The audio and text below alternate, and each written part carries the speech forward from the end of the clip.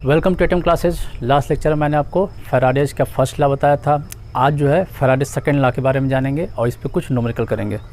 तो पहले एक बार फैराडे फर्स्ट लॉ के बारे में एक बार और देखते हैं। यहाँ पे जो फैराडे फर्स्ट लॉ था वो क्या था कि इलेक्ट्रोलिटिक सेल है ये, और इसमें यहाँ पर लगा देते हैं बैटरी,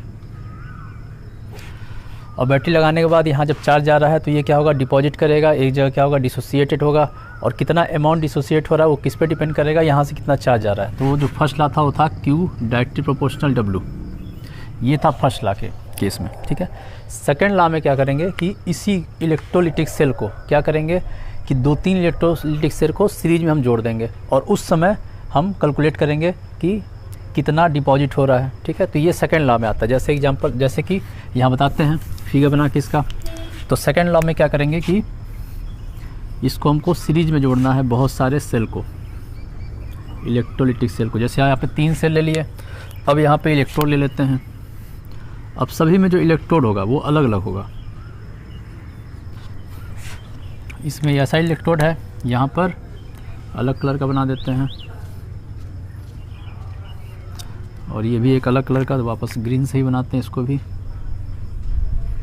तो ये 3 इलेक्ट्रोलिटिक सेल है, और तीनों कैसे सीरीज में जोड़ते हैं। तो अगर सीरीज में जोड़ना होगा तो हमको कैसे जोड़ना पड़ेगा, इसको जोड़ेंगे वायर से इसके साथ, और इसको जोड़ देंगे वायर से इसके साथ, और इसका उससे जोड़ेंगे कैसे, बैटरी के साथ।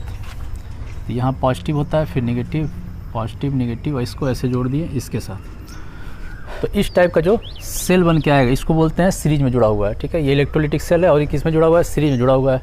और इसमें जो तीनों मेटल्स हैं ये तीनों अलग अलग हैं। इसको मान लेते हैं M1 है, इसको मान लेते हैं M2 है, इसको मान लेते हैं M3 है। अब जो इसमें यहाँ पे चार्ज भेजा जा रहा है, करंट भेजा जा रहा है, चार्ज Q इसमें भी जा रहा है। तो अब जो इसमें जा रहा है, ठीक है, तो इसमें क्या होगा कि जितना चार्ज यहाँ है उतना ही चार्ज इसको मिलेगा, उतना ही सेम चार्ज इसको मिलेगा, क्योंकि ये सब सीरीज में जुड़ा हुआ है। तो चार्ज तो सबका सेम है। अब हमको ये देखना है कि यहाँ पर चाहे यहाँ पे कितना डिपॉजिट हो रहा है। ठीक है, तो जो सेकेंड लॉ है वो यही बताता है कि इसमें क्या रिलेशनशिप होता है। अगर हमें इसमें पता चल गया कितना डिपॉजिट हो रहा है तो यहाँ पे निकाल सकते हैं, इसका पता है तो हम इसका निकाल सकते हैं या फिर इसका निकाल सकते हैं। तो सेकेंड लॉ में यही इसका एप्लीकेशन है। तो सेकेंड लॉ कहता क्या है, सेकेंड लॉ ये कहता है कि जो मास डिपॉजिटेड है, ठीक है, जो मास यहाँ डिपॉजिट हो रहा है, यहाँ पर चाहे इस इलेक्ट्रोड पे, ये डायरेक्टली प्रोपोर्शनल हो जाएगा किसके, इक्विवेलेंट मास के। और किसके इक्विवेलेंट मास के, इसी मेटल के। तो जैसे अगर बात करते हैं M1 की, तो M1 डायरेक्टली प्रोपोर्शनल हो जाएगा E1 का।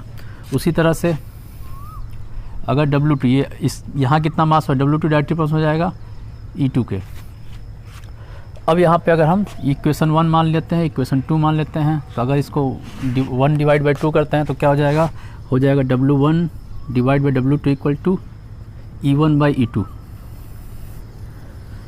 तो ये है सेकेंड लॉ। तो सेकेंड लॉ कहता क्या है, सेकेंड लॉ ये कहता है कि अगर किसी भी सेल को, इलेक्ट्रोलिटिक सेल को अगर हम सीरीज में जोड़ देते हैं, यहाँ सीरीज में जोड़ दिया गया है, तो उसका जो मास डिपॉजिट होगा किसी भी एलिमेंट, किसी भी इलेक्ट्रोड पे जो उसका मास डिपॉजिट होगा वो उसके इक्विवेलेंट मास के डायरेक्टली प्रोपोर्शनल होगा। ठीक है, तो ये हो गया डायरेक्टली प्रोपोर्शनल, यही होता है सेकेंड लॉ।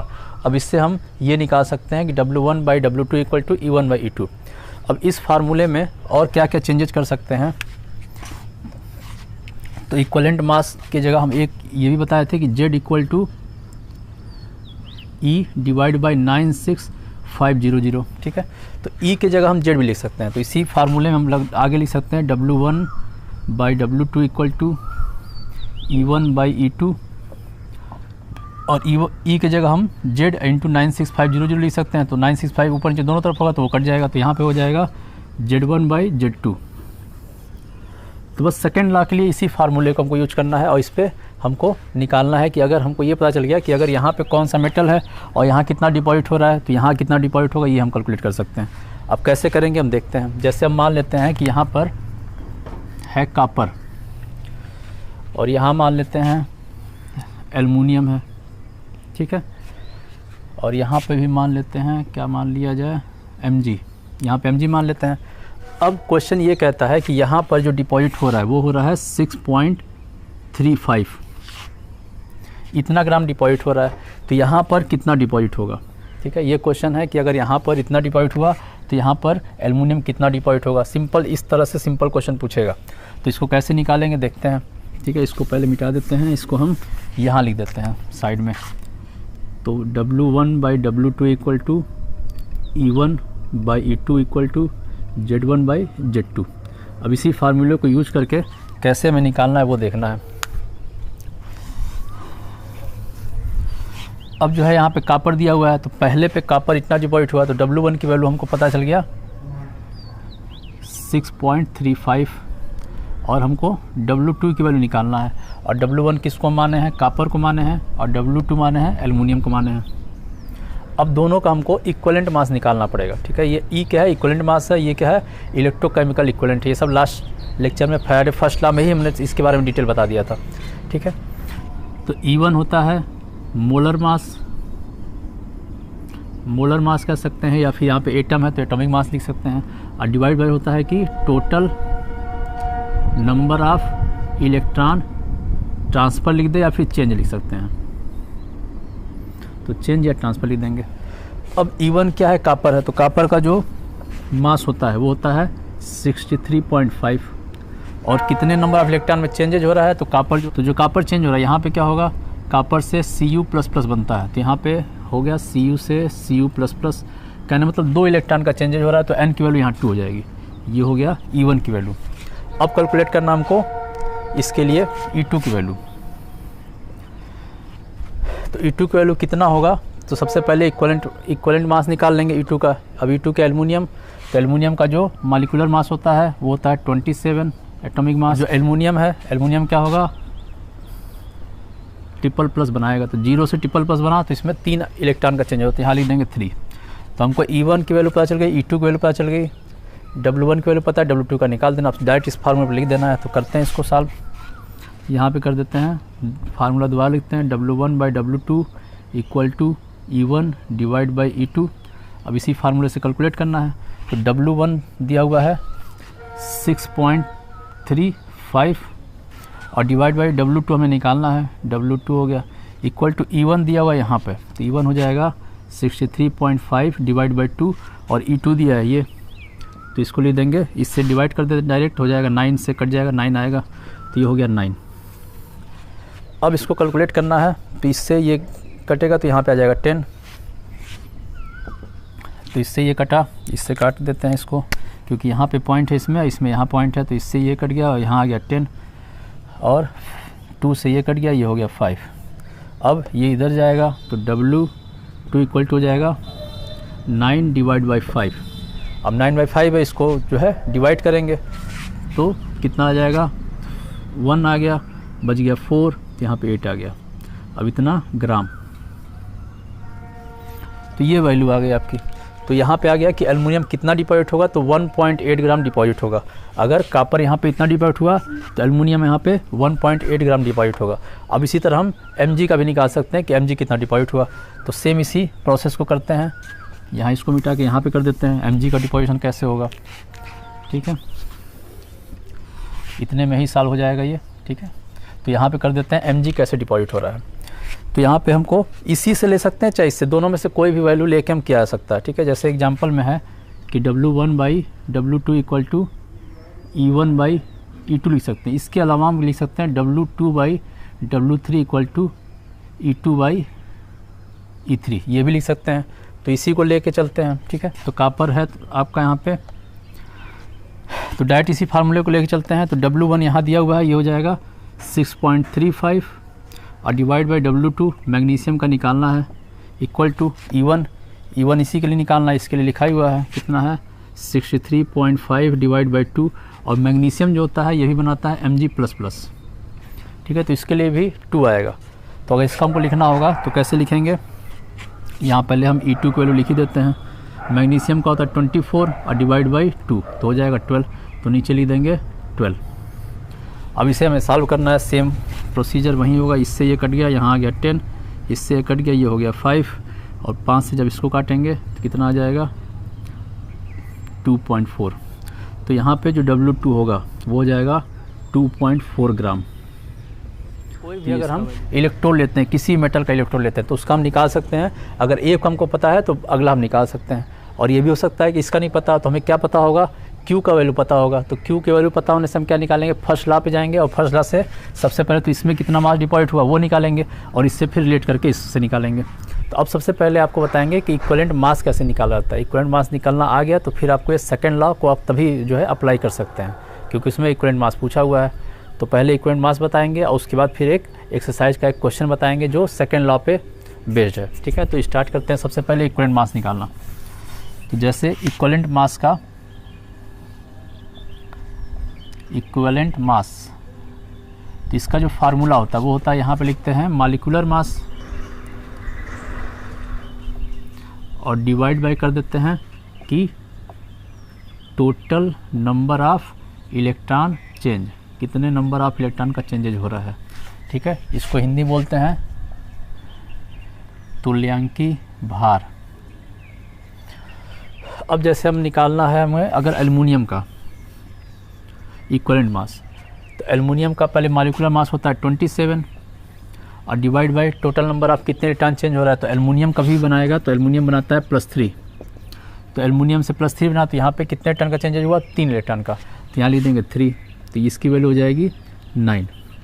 तो एल्युमिनियम का इक्विवेलेंट मास इतना हो जाएगा। इसी तरह अगर हमको कॉपर का निकालना हुआ तो यहाँ पे भी लिखेंगे mass divide by total number of electron change. तो कॉपर भी क्या बनाता है, Cu++ बनाता है, तो यहाँ पे नीचे की तरफ हो जाएगा 2, क्योंकि 2 इलेक्ट्रॉन का चेंजेज हुआ, और ऊपर इसका मॉलिक्यूलर मास, तो मॉलिक्यूलर मास इसका होता है 63.5। इस तरह से हम इसका निकाल सकते हैं। उसके अलावा अगर हमको Zn का निकालना है तो Zn भी क्या बना, Cu++ बनाता है, तो नीचे की तरफ हो जाएगा 2 और ऊपर की तरफ क्या हो जाएगा, जिंक का होता है 65, तो 65/2 ये सब इक्विवेलेंट मास निकल गया। तो एल्युमिनियम का इक्विवेलेंट मास 9, कॉपर का ये और जिंक का इक्विवेलेंट मास हो जाएगा ये।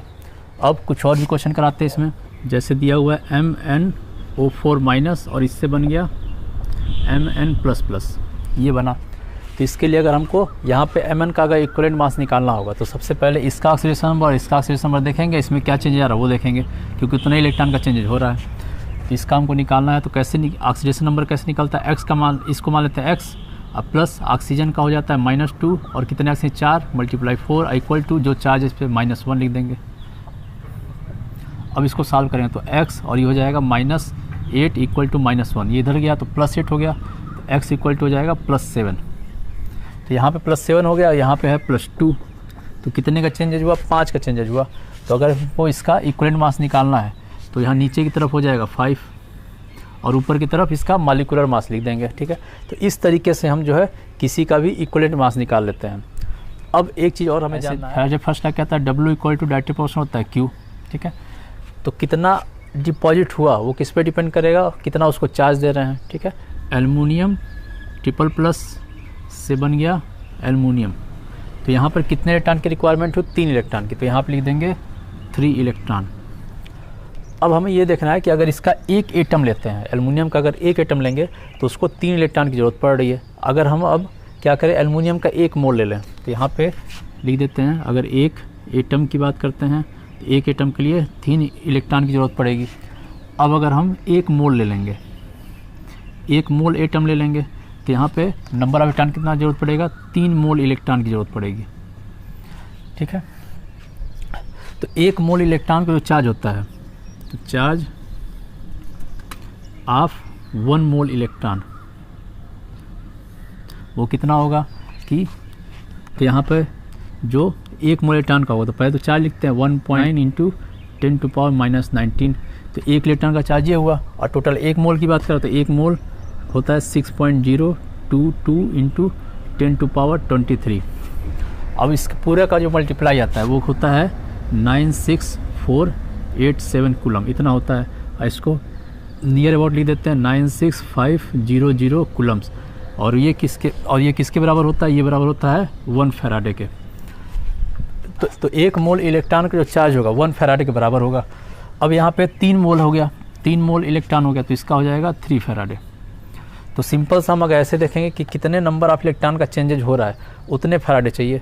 अब यहाँ पे 1 मोल एटम है और 1 मोल एटम की जो वैल्यू होगी, जो मास होगा वो कितना हो जाएगा, 27 ग्राम हो जाएगा, जिसका एटॉमिक मास होता है। ठीक है, ग्राम में। ठीक, तो हमको अगर 27 ग्राम एल्युमिनियम डिपॉजिट कराना है तो हमको क्या कराना पड़ेगा, 3 फैराडे चार्ज देना पड़ेगा। इसी तरह एक और क्वेश्चन कराते हैं, मैग्नीशियम प्लस प्लस 2 इलेक्ट्रॉन मिला और ये बन गया। तो यहाँ पर क्या होगा, अगर इसका हम लेते हैं मैग्नीशियम का जो मॉलिक्यूलर मास होता है वो होता है 24। तो अगर हमको 24 ग्राम अगर हमको ये चाहिए तो 24 ग्राम में क्या क्या करना पड़ेगा, 2 मोल इलेक्ट्रॉन लेना पड़ेगा। तो यहाँ पे लेना पड़ेगा 2 मोल इलेक्ट्रॉन, और 2 मोल इलेक्ट्रॉन का चार्ज कितना हो जाएगा, 2 फैराडे। तो 2 फैराडे अगर इसको चार्ज दिया जाएगा तो 24 ग्राम मैग्नीशियम डिपॉजिट होगा। तो सिंपल सा, जितना इलेक्ट्रॉन का चेंजेज हो रहा है, number of change of electron जितना हो रहा है उतने फैराडे चार्ज देना पड़ता है। एक और क्वेश्चन कराते हैं इस पर, जैसे दिया हुआ है MnO4 माइनस से यहाँ बन गया Mn++। अब यहाँ पे यही क्वेश्चन पूछा है कि इसमें कितने चार्ज की रिक्वायरमेंट होगी इससे ये बनाने में, ठीक है। तो यहाँ पे सिंपल सा निकालेंगे, सबसे पहले इसका ऑक्सीडेशन नंबर निकाल लेंगे। तो इसका ऑक्सीडेशन नंबर आता है +7, अभी कैलकुलेट किए थे, और इसका है +2। तो +7 से +2 में कितने इलेक्ट्रॉन का चेंज हुआ, 5 इलेक्ट्रॉन का चेंज हुआ। तो यहाँ पे 5 इलेक्ट्रॉन का चेंज हुआ, तो इसका मतलब 5 मोल इलेक्ट्रॉन की रिक्वायरमेंट होगी, ठीक है। और 5 मोल इलेक्ट्रॉन का मतलब हो गया ये 5 फैराडे। तो इस तरीके से करेंगे। ये क्वेश्चन आपका एनसीईआरटी का ही क्वेश्चन है। अब इसी क्वेश्चन में जैसे यहाँ पे इस क्वेश्चन को थोड़ा सा और बताते हैं, इस वाले क्वेश्चन को, कि 27 ग्राम डिपॉजिट करने के लिए हमें 3 फैराडे चाहिए। अब क्वेश्चन ये पूछ देगा कि अगर हमको 18 ग्राम डिपॉजिट करना हुआ तो कितने फैराडे चाहिए। तो सिंपल सी बात है कि अगर 27 ग्राम डिपॉजिट करने में 3 फैराडे चाहिए तो 1 फैराडे के लिए हमको कितना चाहिए होगा, 27 डिवाइड बाई 3, तो कितना हो जाएगा 9 ग्राम। 1 फैराडे के लिए हमको कितना चाहिए था, 18 ग्राम चाहिए था, तो 18 ग्राम के लिए 2 फैराडे चाहिए। सिंपल सा है, सिंपल सा निकाला जा सकता है। तो ये आपका क्वेश्चन था। अब आपको कराते हैं एक्सरसाइज का क्वेश्चन, किताब का एनसीईआरटी किताब में ही एक्सरसाइज का 3.15 क्वेश्चन कराते हैं। और यहाँ पे सबसे पहले तो हम यहाँ पे फर्स्ट लॉ सेकंड लॉ का जो फार्मूला है फैराडे का, वो फार्मूला भी लिख दिए हैं कि आपको इससे हेल्प मिले, ठीक है।